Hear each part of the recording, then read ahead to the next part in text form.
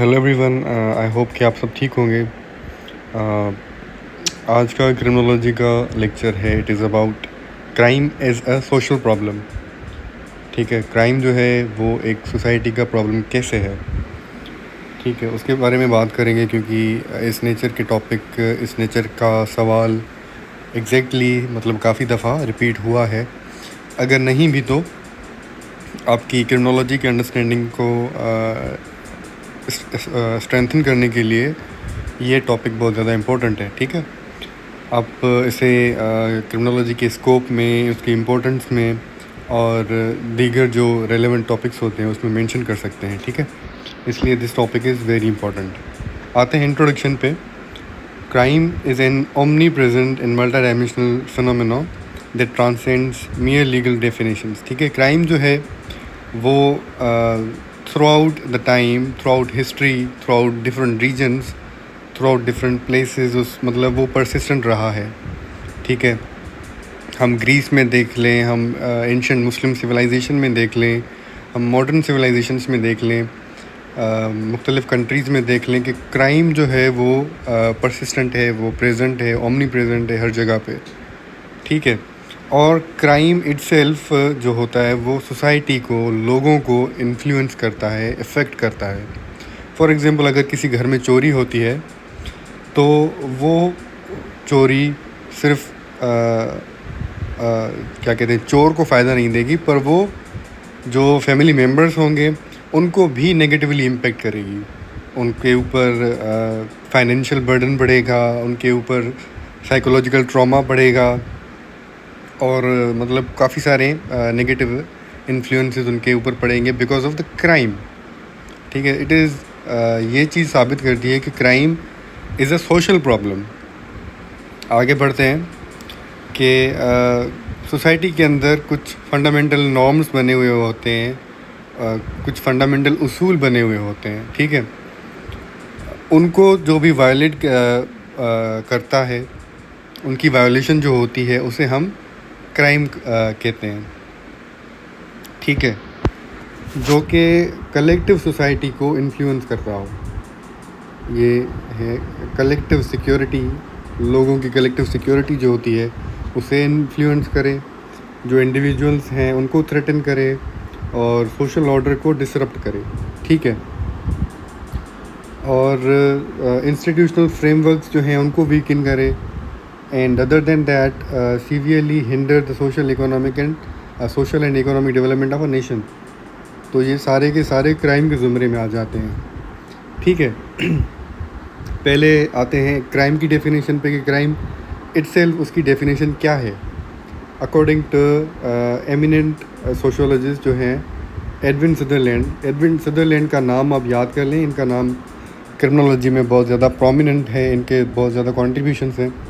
तो इनकी जो डेफिनेशन है क्राइम की वो है कि crime is a behaviour that violates criminal law informally and is formally punishable by the state। कोई भी कानून बना हुआ है, कोई भी लॉ बना हुआ है, उसे वायोलेट करना है पहली बात तो, और वो वायोलेशन जो हो it has to be punishable by the state. ठीक है, अगर मैं फॉर एग्ज़ाम्पल किसी को थप्पड़ मार रहा हूँ फेस पे, तो वो तब तक क्राइम नहीं होगा जब तक it is punishable by the state. ठीक है, तो क्राइम को आइडेंटिफाई करने के लिए ये बहुत ज़रूरी है कि it has to be punishable by the state. ठीक है, आते हैं हमारे मेन टॉपिक पे, why crime is a social problem, कि क्राइम सोशल प्रॉब्लम है क्यों। ठीक है, अब इसके मल्टीपल जवाब हो सकते हैं। जब आप अपने क्वेश्चन अटेम्प्ट करें तो you can opt different aspects. ठीक है, ब्रेनस्टॉर्म करना है, डिफरेंट आइडियाज़ लाने हैं और मोनोटोनस नहीं रहना, वन डायमेंशनल नहीं रहना, मल्टीपल डायमेंशंस में जाके मल्टीपल एस्पेक्ट्स को रेफ़र करना है। ठीक है, सोशल में मतलब धीरे धीरे बताता चलूँगा आपको कि क्राइम सोशल प्रॉब्लम क्यों है। पहली बात, ये सोशल ऑर्डर को थ्रेटन करता है। अब कैसे सोशल ऑर्डर को थ्रेटन करता है? जब क्राइम क्रिएट होता है तब लोगों के अंदर फ़ियर पैदा होता है, ठीक है? और उनके अंदर इनसिक्योरिटी पैदा होती है, सिस्टम के अंदर इंस्टेबिलिटी आ जाती है, सोसाइटी के अंदर इंस्टेबिलिटी आ जाती है। फॉर एग्ज़ाम्पल, ये आप अपनी बात जहन में डाल दें कि जब भी आप क्रिमिनोलॉजी का पेपर ऑप्ट करें, अटेम्प्ट करें, आपने एग्जांपल्स लाजमी देने हैं, चाहे वो रियल लाइफ में एग्जांपल्स हों, चाहे वो हाइपोथेटिकल हों। एग्जांपल्स आपने लाजमी देने हैं। जैसे मैं आपको एग्जांपल देता हूँ कि फॉर एग्जांपल अगर किसी नेबरहुड में मर्डर हो जाता है या चोरी हो जाती है, ठीक है, तो वो पूरा का पूरा नेबरहुड जो है वो एक किस्म से हिरासा हो जाएगा, खौफ उनके अंदर बैठ जाएगा। मतलब शाम के 6 बजे के बाद वो अपने बच्चों को बाहर नहीं जाने देंगे, वो खुद बाहर नहीं जाएंगे, अपने वैल्यूएबल्स घर पे छोड़ के जाएंगे। मतलब it is affecting the society overall, ठीक है। सोशल ऑर्डर पूरा का पूरा थ्रेटन हो जाता है क्राइम की वजह से, ठीक है। उसके बाद क्राइम इसलिए भी एक सोशल प्रॉब्लम है because it is inflicting economic losses on people. अब वो कैसे?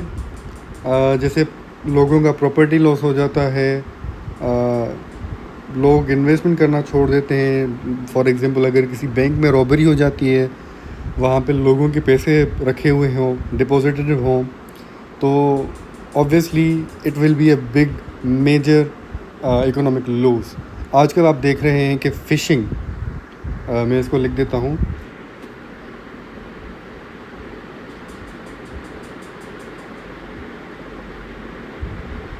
मतलब आपको एक फेक लिंक आएगा, आप उस पर क्लिक करेंगे तो आपकी जो भी डिटेल्स होंगी, चाहे वो अकाउंट की डिटेल्स हों, व्हाट्सएप की डिटेल हो, मतलब जिस मतलब उसकी रेलेवेंट लिंक होगी, आपकी लिंक, आपका इन्फॉर्मेशन, आपका डेटा सामने वाले हैकर के पास चला जाएगा, ठीक है।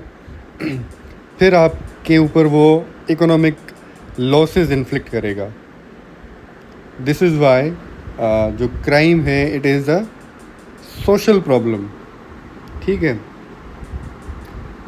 और इसके अलावा सिक्योरिटी एक्सपेंडिचर्स जो हैं उन पे भी लोग बहुत ज़्यादा स्पेंड करते हैं। फॉर एग्जांपल,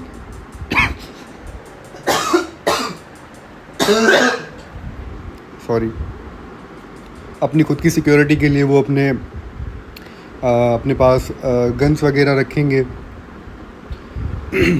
अपने घर के चार दीवारी जो होती है उसको ज़्यादा उसके ऊपर एक्सपेंसेस करेंगे, ज़्यादा उसको स्ट्रेंथन करेंगे, तो उनके इकोनॉमिक एक्सपेंडिचर्स बढ़ जाएंगे, ठीक है। उनके फंड्स जो हैं, पब्लिक और प्राइवेट फंड्स जो हैं, वो ज़्यादा पुलिसिंग की तरफ, प्राइवेट सिक्योरिटी की तरफ और सर्वेलेंस की तरफ ज़्यादा खर्च होगा उनका। फॉर एग्जांपल, आजकल देख लें कि CCTV कैमरास ज़्यादा इंस्टॉल हो रहे हैं क्योंकि क्राइम रेट बढ़ गया है आजकल। मूविंग अहेड, हाँ, जैसे मैंने बताया कि साइकोलॉजिकल एंड इमोशनल इफ़ेक्ट्स भी होते हैं क्राइम के। ऑब्वियसली अगर किसी की फैमिली में मर्डर वगैरह हो जाता है और ये उनके लिए बहुत ही ज़्यादा ट्रॉमेटिक एक्सपीरियंस रहेगा, साइकोलॉजिकल इम्पेक्ट रहेगा उसके ऊपर, उनकी फैमिली के ऊपर। And it takes a lot of efforts and it takes a lot of time to overcome all those traumas inflicted by crime, ठीक है। कम्युनिटीज़ और विक्टिम्स जो होते हैं बहुत ज़्यादा सफ़र करते हैं। अगर किसी का फॉर एग्ज़ाम्पल किसी बम ब्लास्ट में किसी की पूरी फैमिली की डेथ हो जाती है, खुदा न खास्ता, तो it will be very psychologically and emotionally damaging experience, ठीक है। This is why crime is a social problem. आगे बढ़ते हैं। जैसे ये मैंने लिखा है कि एक्यूट डिप्रेशन और एंजाइटी लोगों में आ जाती है, permanent loss of personal confidence and institutional security. उसके बाद सोशल इंस्टीट्यूशन जो होते हैं वो भी क्राइम की वजह से वीकन हो जाते हैं। अब ये कैसे? जब क्राइम रेट बहुत ज़्यादा होता है, high prevalence of crime directly undermines structural efficacy and moral authority of vital social institutions such as family unit, educational institutions, religious bodies and primary government agencies. अगर किसी सोसाइटी में, अगर किसी शहर में क्राइम परसिस्टेंट हो and people are continuously going through robberies, theft, murders and burglaries, obviously the sociological institutions like family, schools, religious institutions and government frameworks, उनका जो ऑथेंटिसिटी है, उनकी जो फ्रेमवर्क्स होते हैं, उनकी जो यूनिटी होती है, वो बहुत ज़्यादा उनकी क्रेडिबिलिटी पे क्वेश्चन उठना शुरू हो जाएगा, because these things hold a society together. ठीक है, these things are very important to unite a society. और क्राइम जो है बहुत बड़ा फैक्टर होता है in dismantling a society, in dismantling all the frameworks that unite a society.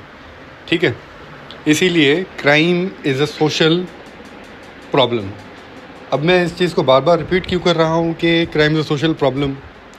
इसका एक ही रीज़न है, क्योंकि जो सवाल हमसे पूछा गया है, हमें कोशिश यही करनी है कि we have to refer to that question, refer to that topic, refer to that statement over and over again, ताकि एग्जामिनर को पता चले कि हाँ भाई, हम आपके क्वेश्चन को समझ गए हैं और हम उससे ही एड्रेस कर रहे हैं, हम इररिलेवेंट कोई भी बात नहीं कर रहे. ठीक है, मूविंग अहेड. उसके बाद ऑब्स्टिकल टू डेवलपमेंट भी है अपना क्राइम. जब मतलब आपका डेवलपमेंटल प्रोजेक्ट्स होते हैं सोसाइटी के लिए, फॉर एग्जांपल कहीं पे रोड बन रहा हो, कहीं पे बिल्डिंग्स बन रही हों. हम सीपेक का एग्जांपल ले लेते हैं, चाइना पाकिस्तान इकोनॉमिक कॉरिडोर, उसका एग्जांपल ले लेते हैं कि उसके काफ़ी हाईवेज़ जो हैं काफ़ी मोटरवेज़ जो हैं इंफ्रास्ट्रक्चर के, वो अभी तक कंप्लीट नहीं हुए. One of the major reasons behind it is crime और टेररिज्म, जिसकी वजह से सीपेक के काफ़ी मोटरवेज़ कंप्लीट नहीं हुए. अब it is a direct threat, it is a direct obstacle towards development. जब आपके सोसाइटी में, आपके रीजनल एरियाज़ में जहाँ पे क्राइम परसिस्टेंट हो, ज़्यादा हो, वहाँ पे डेवलपमेंट का मतलब सस्टेनेबल तरीके से बढ़ना या फिर स्टेब्लिश होना बहुत ज़्यादा डिफ़िकल्ट हो जाता है. इसीलिए भी क्राइम जो है, it is a social problem. Moving ahead, now we can move towards the causes of crime. अब इसमें मैंने आपको 5 आर्ग्यूमेंट्स दिए हैं कि how crime is a social problem. और उसके अलावा आप खुद को लिमिट ना करें. ठीक है, आपने आइडियाज़ जनरेट करने हैं कि क्राइम जो है वो सोशल प्रॉब्लम क्यों है. आप मतलब इंडिविजुअल से लेके सोसाइटी, फिर कम्युनिटी और मुख्तलिफ़ एस्पेक्ट्स में जा सकते हैं. ठीक है, जैसे मैंने साइकोलॉजिकल बताए, न्यूरोलॉजिकल बताए, मतलब डिप्रेशन से लेके सारी की सारी बातें मैंने कवर की.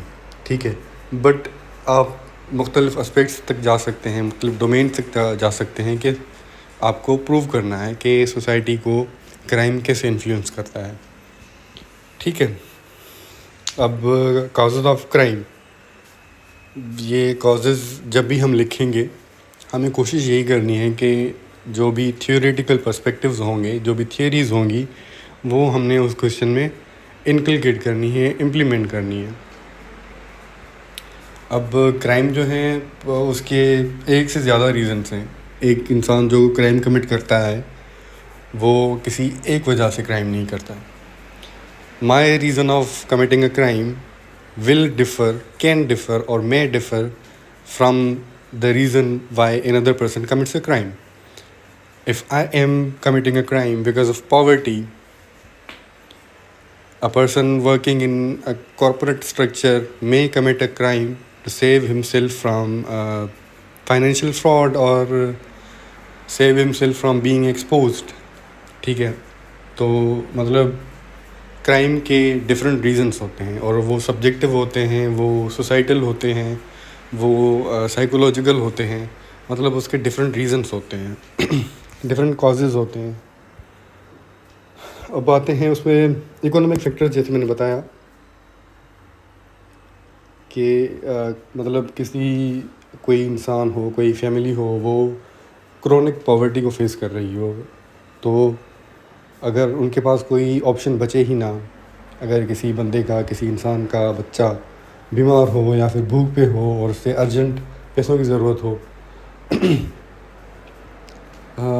ऑब्वियसली वी बीइंग ह्यूमंस, ये थॉट हमारे माइंड को ऑब्वियसली अकर करेगा कि if I have to save my child, I have to steal money और हार्म समवन, मतलब कोई ना कोई नेगेटिव तरीक़ेकार मैं इस्तेमाल करूँगा। इसीलिए इकोनॉमिक फैक्टर जो है एक बहुत बड़ा रीज़न होता है Y people commit a crime. ठीक है, उसके बाद सोशल फैक्टर। अब इसमें मार्कस ऑरेलियस की एक कोटेशन आप लिख सकते हैं, poverty is the mother of all crimes. Poverty is the mother of all crimes, it is said bye Marcus Aurelius. ठीक है, अब इसके थ्योरीज़ में खुद इस टॉपिक में कवर नहीं करूँगा, क्योंकि उसकी डिफरेंट थियरीज़ हैं जो कि मैंने सोचा है कि आपको अलग से उनका एक लेक्चर डिलीवर करूँगा। Coming to the second reason why people commit crimes, social factors. अब डिफरेंट सोशल फैक्टर्स होते हैं जो किसी भी एक इंसान को ऑफेंडर बना देते हैं। जैसे ब्रोकन फैमिलीज़, कोई भी ब्रोकन फैमिली होगी, ब्रोकन फैमिली से मुराद डिसफंक्शनल फैमिलीज़, जो कि फंक्शनल ना हो, जिनका कोई स्ट्रक्चर ना हो। मतलब कोई अगर बच्चा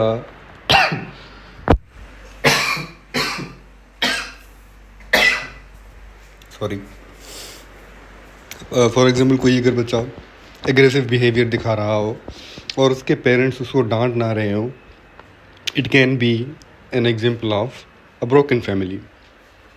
फॉर एग्ज़ाम्पल, अगर parents of a child are going through a divorce or are constantly quarreling, constantly being aggressive, तो it is an example of a broken family। इसकी वजह से कोई भी इंडिविजुअल होगा तो वो एग्रेसिव बनेगा, and aggressive behaviour leads to crime. ठीक है, उसके बाद वाले रीजंस ये हैं, inadequate early childhood socialisation, negative peer pressure. Peer pressure का मतलब ये होता है कि फॉर एग्ज़ाम्पल अगर मेरे कुछ दोस्त होंगे and they are involved in drugs and all the criminal activities, तो उस पीयर प्रेशर में, दोस्तों के प्रेशर में आके I will also try to do all those actions, चाहे वो लीगल हों चाहे वो इलीगल हों, मेरी नज़र में वो मैटर नहीं करेगा, मैं पीयर प्रेशर में आके वो सब करूँगा।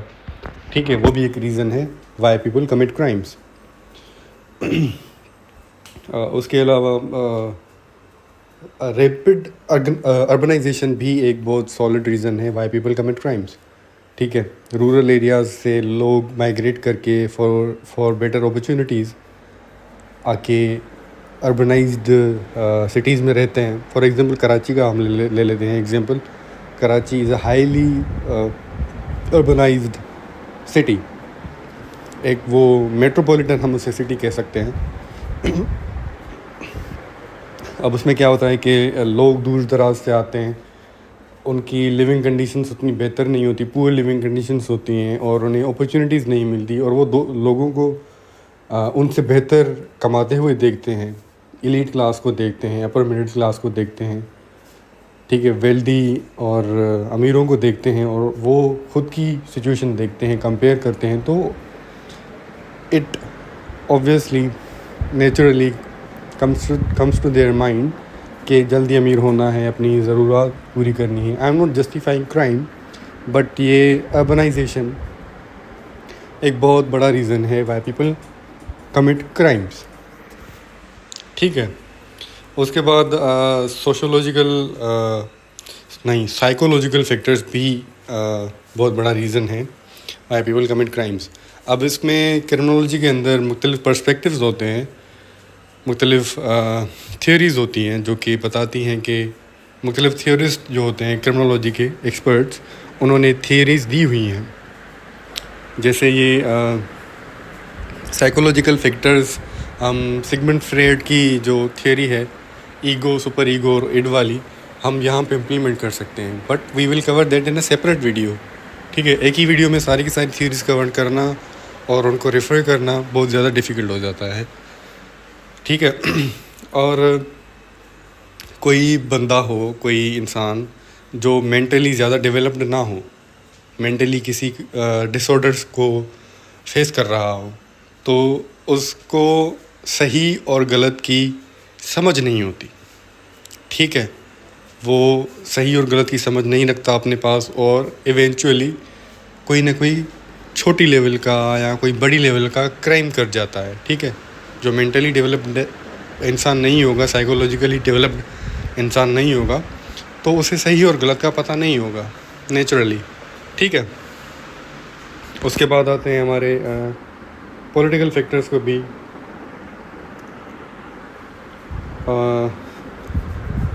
पॉलिटिकल फैक्टर्स में हम करप्शन को रेफ़र कर सकते हैं कि इंस्टीट्यूशनल करप्शन जो होती है, उसके अलावा वीक गवर्नेंस फ्रेमवर्क जो होते हैं, and chronic political instability that compromises the rule of law. ठीक है, rule of law he compromise हो जाएगा तो पॉलिटिकल जो क्राइम्स होते हैं वो बहुत ज़्यादा कमिट होंगे।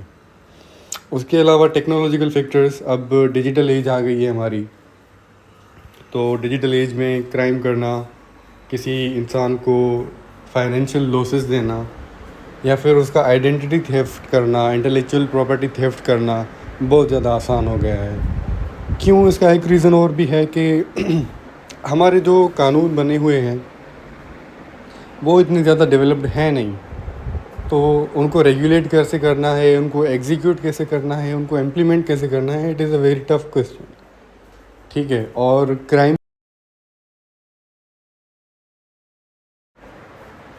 फॉर एग्ज़ाम्पल अगर किसी मैं पाकिस्तान में बैठा हूँ और किसी इंडियन ने मुझे डिजिटली मेरा अकाउंट हैक कर लिया, मुझे थ्रेटन कर रहा है, तो it will be very difficult to punish that victim, to even catch that victim, और no sorry catch that offender. ठीक है, जिसने मुझे हार्म करने की कोशिश की। ठीक है, इसीलिए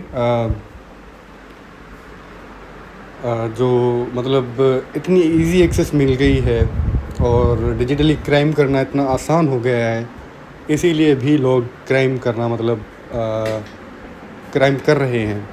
ठीक है, उसके बाद थियोरेटिकल फ्रेमवर्क जो मैंने मेंशन किए कि डिफरेंट थियरीज़ हैं जो बताती हैं कि लोग क्राइम करते क्यों हैं, उन पे आते हैं, उनको थोड़ा बहुत देखते हैं। पहले तो स्ट्रेन थ्योरी है, स्ट्रेन थ्योरी जो रॉबर्ट के मर्टन ने दी थी। It argues that crime results when there is a structural dysfunction between socially approved cultural goals and legitimate institutional means. ठीक है, ये बहुत ज़्यादा डीप थियरी है जो मैं सेपरेट वीडियो में एक्सप्लेन करूँगा तो बेहतर रहेगा, बट मैं थोड़ा सा बता देता हूँ। अगर मेरा गोल पैसे कमाना है और मेरा मीन जो है, मेरा ज़रिया जो है वो कोई टीचिंग जॉब है या यूट्यूब है, ठीक है, मैं देखता हूँ कि मुझे उससे उतने पैसे नहीं मिल रहे, तो गोल मेरा पैसे कमाना ही रहेगा, बट मेरा मीन जो है वो लीगल से जाके इलीगल हो जाएगा। ठीक है, वो होगी स्ट्रेन थियरी। ठीक है, उसके बाद डिफरेंशियल एसोसिएशन थियरी है जो मैं ब्रीफली बता देता हूँ आपको। अब डिफरेंशियल एसोसिएशन, जैसे मैंने पीयर प्रेशर का आपको एग्जांपल दिया, ये थियरी दी थी एडविन सदरलैंड ने। ये बताती है कि सोशल इंटरेक्शन से क्राइम जो है वो सीखा जाता है। पीयर प्रेशर का मैंने बताया आपको, या फिर पेरेंट्स अगर एग्रेसिव हों, कॉन्स्टेंटली लड़ते हों, तो भी एक बच्चे का, एक इंसान का जहन बैठ जाता है कि aggressive behaviour is a normal thing. और पीयर मतलब अगर मेरे पीयर्स, मेरे दोस्त, मेरे सामने जो रहते हैं, लोग आसपास रहते हैं, वो अगर कॉन्स्टेंटली क्राइम कर रहे हों, वो पकड़े भी ना जाएं, उनको सज़ा भी ना मिले, तो obviously I will think that committing a crime is a normal thing.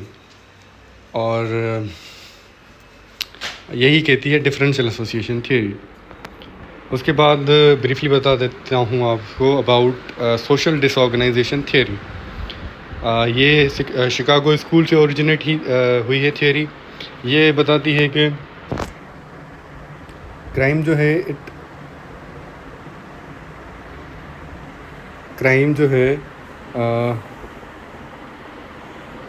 ये स्पेसिफिक लोकलाइज्ड कम्युनिटीज़ के अंदर, मतलब जो जिनमें क्रॉनिक पॉवर्टी हो, रेजिडेंशियल इंस्टेबिलिटी हो, उनके अंदर क्राइम बहुत ज़्यादा होता है।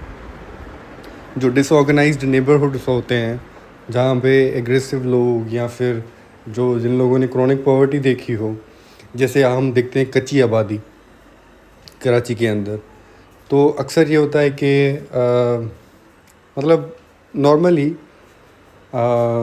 ऐसी आबादियों में, ऐसे जहाँ पे रूरल एरियाज़ से उठ के लोग आ जाते हैं, तो वो उनमें से कुछ लोग they find it normal to commit crimes. ठीक है, क्योंकि वहाँ पे सोशल कंट्रोल्स जो हैं वो बहुत ज़्यादा वीक हो जाते हैं और इनफॉर्मल हो जाते हैं। ठीक है, ये है सोशल डिसऑर्गेनाइजेशन थियोरी। उसके बाद last theory for today is control theory. अब ये दी थी ट्रेविस हर्शी ने। ये बताती है कि क्रिमिनल बिहेवियर जो है एक इंडिविजुअल के अंदर, वो उसके बॉन्ड टू द सोसाइटी को रेफ़र करता है। फॉर एग्ज़ाम्पल, सोसाइटी के इंस्टीट्यूशंस हैं, जैसे स्कूल, जैसे फैमिली, जैसे ट्यूशन सेंटर्स और टीचर्स, पेरेंट्स, ये सारे के सारे बहुत ज़्यादा इम्पोर्टेंट क्या कहते हैं फैक्टर्स होते हैं किसी भी इंसान की ज़िंदगी में। अगर उनका बॉन्ड किसी इंडिविजुअल के साथ स्ट्रॉन्ग हो, for example, if I am regularly going to attend my classes, if I am going regularly to tuition centres, और मेरे टीचर्स का मेरी एकेडमिक प्रोग्रेस पे बहुत ज़्यादा कंट्रीब्यूशन है, मेरे बिहेवियर पे बहुत ज़्यादा उनकी नज़र है, तो दैट बॉन्ड इज़ स्ट्रॉन्गर।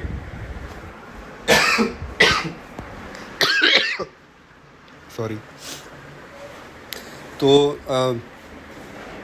किसी इंसान का अगर सोशल बॉन्ड जो होगा किसी के साथ भी, वो वीकन होगा, वो समझेगा कि I do not have to impress anyone, तो उसका जो बिहेवियर है वो इंडिफरेंट होगा, एग्रेसिव होगा, और वो इवेंचुअली क्राइम की तरफ चला जाएगा। ठीक है, तो these were some theoretical perspectives, और इन्होंने बताया भी कि क्राइम जो है एक सोशल प्रॉब्लम है। ठीक है, होपफुली ये वीडियो आपके लिए हेल्पफुल रहा होगा। I will see you in another video, जिसमें हम डिफरेंट टॉपिक्स को कवर करेंगे। Till then take care.